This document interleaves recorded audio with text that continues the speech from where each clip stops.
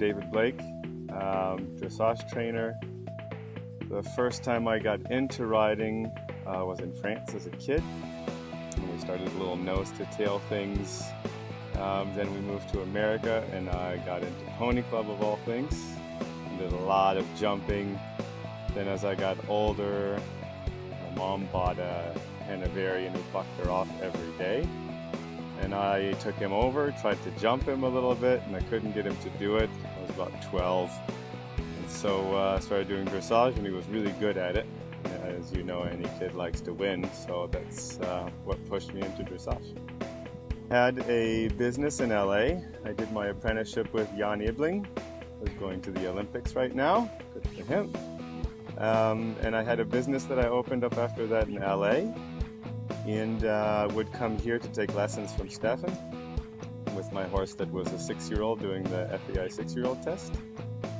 And one day I came for a lesson a couple years later, maybe he was 8, doing some pre-St. George I1. Got done with my lesson and Steffen and Shannon walked up to me and said, "Would you like to come into the barn?" That was not the hardest decision in the world. This is just a lucky break. His former owners called me and asked me if I could sell him for them. He came to the farm and I immediately got along really, really well with him. He's a breeding stallion, a little volatile. He hadn't been ridden in a while. Got on him and just had so much fun with him. And his current owner, his wife and the wife and husband combination came to try a sales horse of mine, and they fell in love with him too.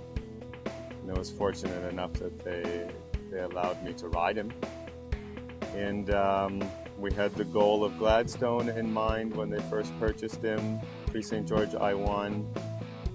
Lucky enough to make it there. Had a really good show season all through the year. He was really reliable all year. Great brain for a breeding stallion. Then he got to Gladstone in New Jersey and had a great showing and got reserve champion.